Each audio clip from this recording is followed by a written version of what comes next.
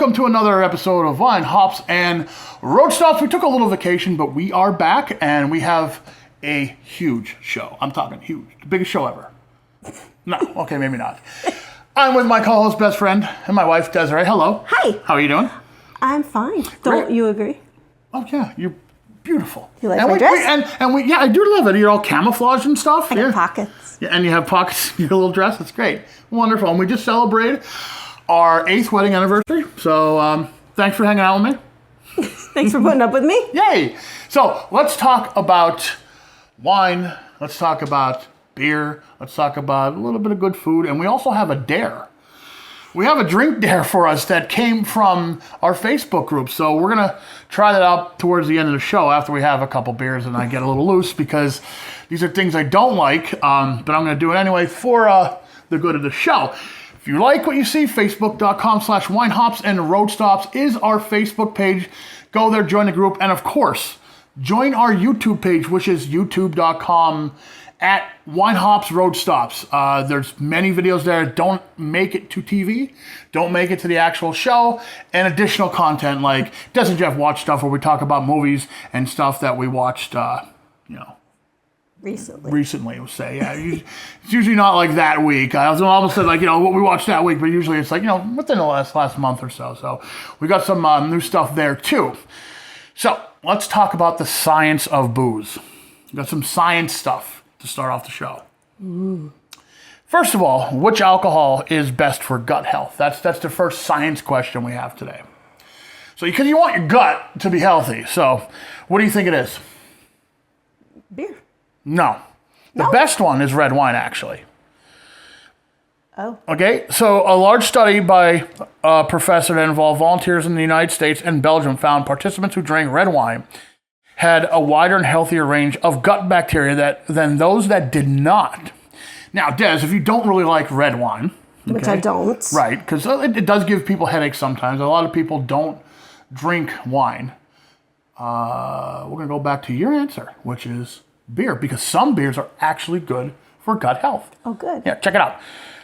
There's been a growing body of research in recent years that suggests certain beers may contribute to the increased diversity in the gut microbiome, which is generally linked to better health. A study published in the Journal of Agricultural and Food Chemistry tracked 22 men for 4 weeks, finding that those who drank a half a pint of beer daily, okay, that rules me out, had improved intestinal health. Now, you're going to like this because here are 3 beers that they say are beneficial for your gut health. Number 1 is Guinness. Oh, good. Yeah, your favorite. Because it's rich in polyphenols, whatever they are. It's a science thing. Number 2 is Newcastle Brown Ale. This is really strange because this actually came up in conversation recently with my friend Max Gemelli. He was asking me about this beer. So Max, if you're watching, Newcastle Brown Ale is good for your gut. He didn't ask me that question, but he just asked me about Newcastle Brown Ale. But there you go. And finally, number 3 is Hoegaarden. Because it's fermented twice. The second fermentation uses a different strain from the traditional brewer's yeast. That increases the strength of the beer, but also means it contains more potentially useful microbes. So there you go. There's 3 beers. If you're worried about your gut health, there's 3 beers you can drink, or you just drink some red wine, and hopefully that'll help you out if you're into that health thing. Okay? I like it. We do have some more science coming, though. Okay. Yeah. Somebody actually wrote in this question about Hair of the Dog. Not the 1977 album by Nazareth, which is awesome still. I still love that album. Just got to throw it out there. No, it's about drinking the next day, when you wake up from a hangover. So let's talk a little bit about that. Okay. Okay? Yeah. Are you aware of the Hair of the Dog? Yeah. Okay. Do you know the origin of the name? I don't know exactly where it came from, but I know what it means. Okay. You know what it means, but where it came from was, it's a shortened version of a hair of the dog that bit you. The saying comes from an old belief that placing a few hairs of a dog that caused a wound into the wound can heal it, which is just completely bonkers to me. The idea was later adapted metaphorically to suggest that consuming more alcohol, the bite from the previous night, could cure a hangover. So, hair of the dog refers to the practice of drinking more alcohol to alleviate the hangover.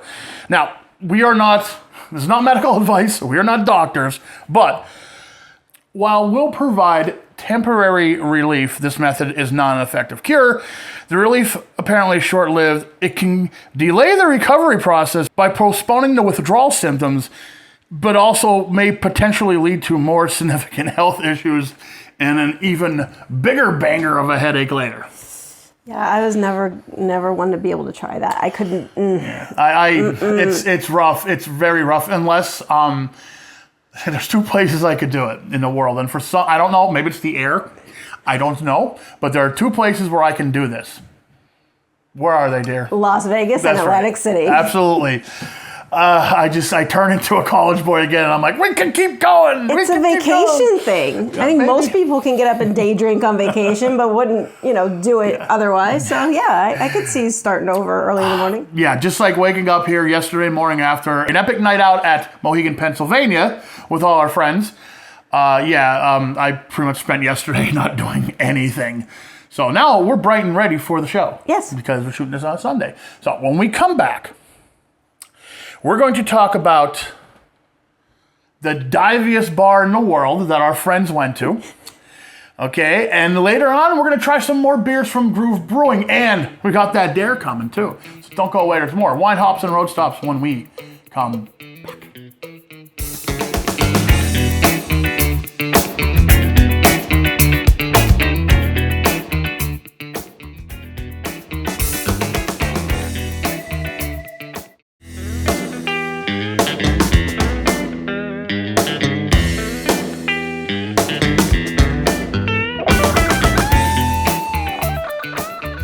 Back to Wine, Hops, and Road Stops. We started the show, you talked about what you're wearing, you talked about the fact that you have pockets. Well, yeah. Which is cool for a dress like that, because women... Yeah, because girls love to have pockets. In right.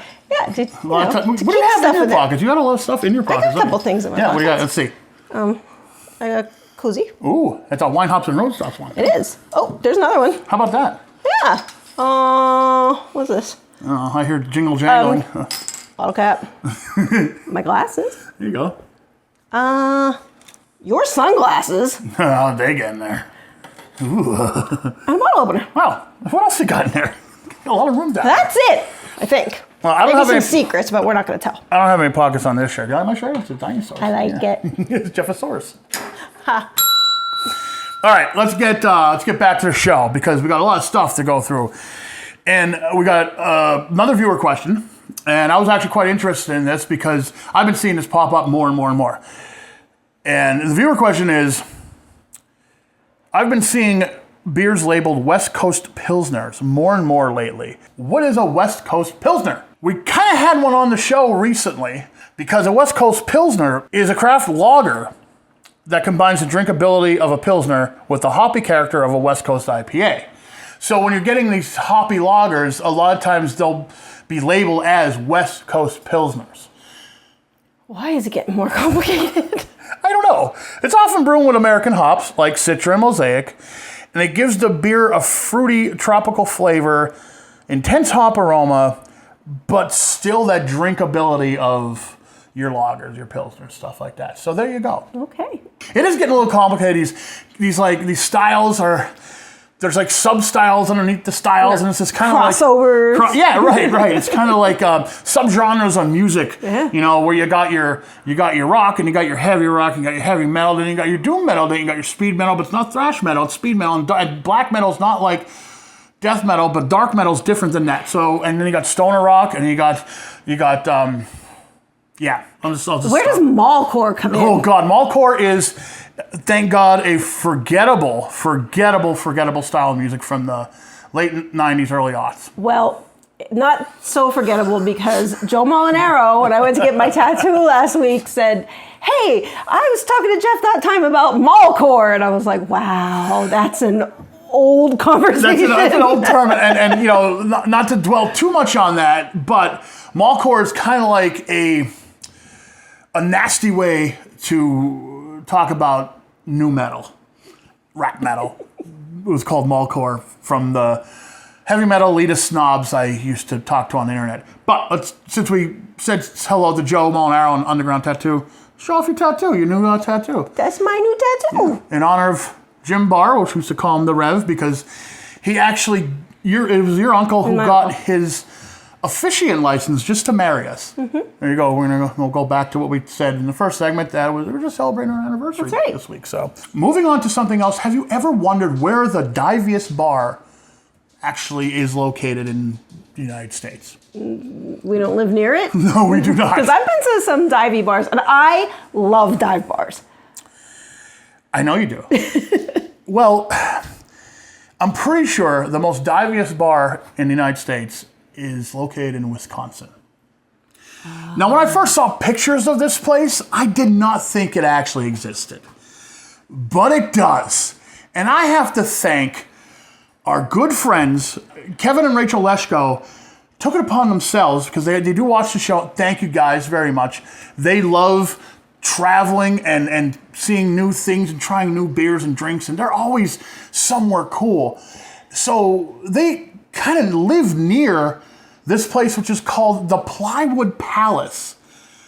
And they're not kidding. Yeah, so they went there to check it out. And it seems like a really cool thing. So, I mean, if you're anywhere near this place, I would say go check it out. Go buy a beer and sign the bar or the wall or whatever, because you can, I guess, write all over the place.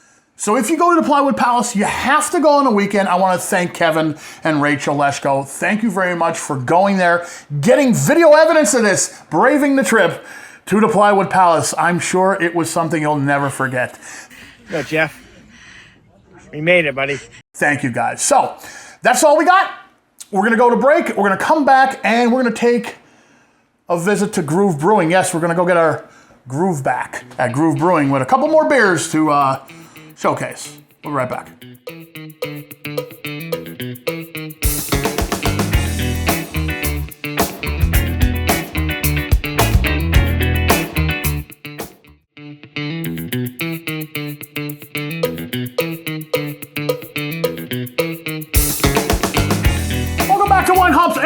We're going up the way to Scranton again. That's right. We're going to go check out two beers from Groove Brewing right now. We have fifth beer, which is a White India Pale Ale. That's a little sub-style. We'll talk about that in a little bit. And of course, Steamtown American Lager, named after the nickname for Scranton. And so there you go. So let's talk a little bit about Groove Brewing. Thanks again for the beers that we could showcase on the show. Great microbrewery in Scranton at 1401 Sanderson Avenue, headed by brewmaster Ed Generos. They are constantly rotating their drafts. They rarely repeat recipes and enjoy the freedom and creativity that brewing offers. 10 taps, and are known for creating well-balanced German lagers. In addition to their flavorful kettle sours, which I haven't tried a sour from them yet. I will. I'm not a big sour fan, but I know you like some of them. And they also have this, Des, robust imperial stout. So. We're gonna have to try a stout. I don't think we tried a stout from before, from Groove Brewing and Ed Generos. So we'll have to try it, because I know you like stouts. I do. And as a bonus, of course, since we're dog lovers, I love to hear when a brewery is dog friendly. So there you go. So let's get rolling here. We have Fifth Beer IPA, which is categorized as a white IPA. Now I know what you're gonna ask me, Des. You're going to ask me. What the heck is that? Yeah, what's a white IPA? Well, it's basically, you may like this though, because, and I don't think I've ever had one. It's basically a marriage between two distinct beer styles. Kind of like me and you. Two distinct styles. Yeah, how about that? Yeah. Yeah, a little callback to the fact that we're celebrating our wedding anniversary. Okay. American IPA crossed with a wheat-based Belgian wit beer. So you're supposed to get the high hop character of the American IPA with the Belgian style of a wit beer. So we'll see. Isn't that interesting that those two would be just like us? Yeah, I know. I like the wit beer. I know you do. I know. And you like the IPA? I do. So let's see this. Here you go, sweetie. Hey. You're welcome. Okay, so this is hopped with Warrior, Cryo, Columbus, Centennial, and dry hopped with Chinook and Amarillo. So there's a lot of hops in this. 7% ABV. Let's try it out. Yeah, I like that. All right. Yeah. I knew you would. When I read this description, I'm like, She's gonna like this. The Belgianiness. Sure. I think that kind of subdues all the hops that are in here. Yes. It just makes it smoother, I think. You know, even though I do like when hops just kind of like come out and bite you, this is nice. This is good, like, again, it's a summer. This is a good summer beer. Yeah. No, this is very good. It's very dry at the end, though. Yeah, I like that. I need more. Because I'm not sure what I think of it, so I should probably You try better a little check. bit. I'm just a real check on this, yeah. I have a check here, yeah. Yeah, that's good. Checking, I'm liking, very good. Another great beer from Groove Brewing. And guys, I'm not lying. I wouldn't spend so much time on these beers if they weren't amazingly great. This is a real, maybe I have had a white IPA before. Not sure it was ever labeled like that. But I like this style, especially for summer. Yeah. Yeah. All right. Well, I mean, look, I can't let this go. I gotta finish it. How was that? That was good. Yeah. See, you know she likes it because it's gone. All right. Next one we have is the American Lager, Steamtown Gold. So this will have a mild malt character and sweetness from flake corn, hopped with traditional German hops. There you go. Nice golden color to it. Mm-hmm. Looks like a lager. Mm-hmm. Smells like a lager. Let's see if it tastes like a lager. It does. Anyone who enjoys domestic beer, I'll say this like I always say when we have a craft lager, usually, it's like if you just want a little bit, well, not a little bit more, a lot more flavor, but you want that same style as Miller, Coors, Bud, but you want it to taste great. Yes, exactly. This is it. This is excellent. We know what I say about lagers, though. The real test is, do you think your father would like this? We're gonna have to find out. I think he would. It's not like Yingling lager. It's different. It's a lot different. Like I said, it's closer to those other beers than Yingling lager, but it has way more flavor. It's almost not fair to say that because it has flavor to it. It has more body to it, but it's easy to drink like those. That's the only comparison I can make because it doesn't taste like a domestic, right? To me. I know. One of our viewers and the Facebook group members, Ed, will like this because, you know, Mr. Yoda himself says he wants a beer that tastes like beer. This is beer flavored beer, sir. Yeah. Yeah. You would enjoy this then. Yes, it tastes like beer. Beer flavored beer right there. So there's our beer reviews for the show. All right, guys, we got one more segment. The Dare's coming. And what is the Dare? People have been watching. We haven't really mentioned what the Dare is. It came to us from the Facebook group. What is it? Is it a cheeseburger shot? Yes. Okay. It's a cheeseburger shot. So, next segment, we're going to do a cheeseburger shot, which is a Dare that came from the Facebook group. Figure we'll try it. It's going to be... It can be made one way. We're going to alter the recipe just slightly because of what we have available, but don't go away. We're right back and you'll see us. Hopefully, I'll be able to keep it down. All right, we'll be right back.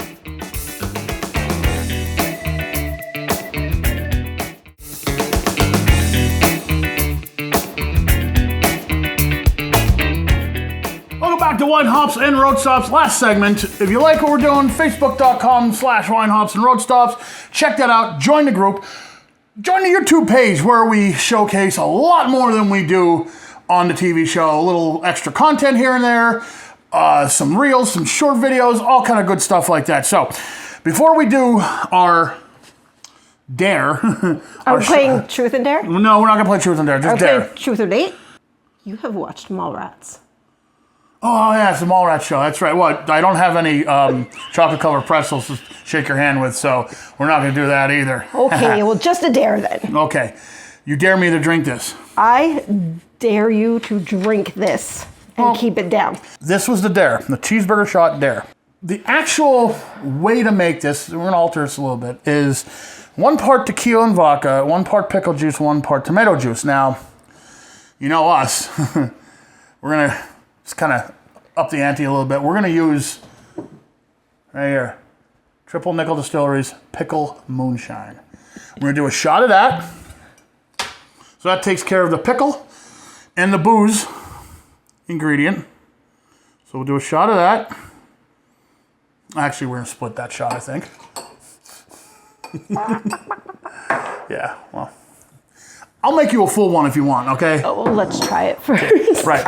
And so we have V8, so we don't really have like just tomato juice. We have V8. So. V8's better than plain tomato juice anyway. I agree.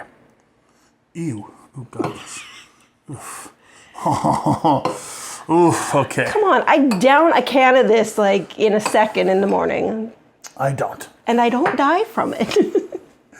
Here you go, dear. Okay, now this is supposed to taste like a cheeseburger? Right, it's supposed to taste like a cheeseburger. Oh boy, I'm afraid. Cheeseburger with a pickle? Well, of course, yeah, like a McDonald's cheeseburger. Like, right? You don't pull the pickles off the McDonald's cheeseburger. Yes, you do. They're warm. I know. I don't like them warm. It's a lot more work to pick them off of McDonald's or Burger King or Wendy's. Did they put pickles on? We have to ask Maureen. I don't think they put pickles on their normal burger, do they? I don't know. Okay. Well, we like Wendy's the best, so there you go. Ready? All right, here we go. Down the hatch. Salute.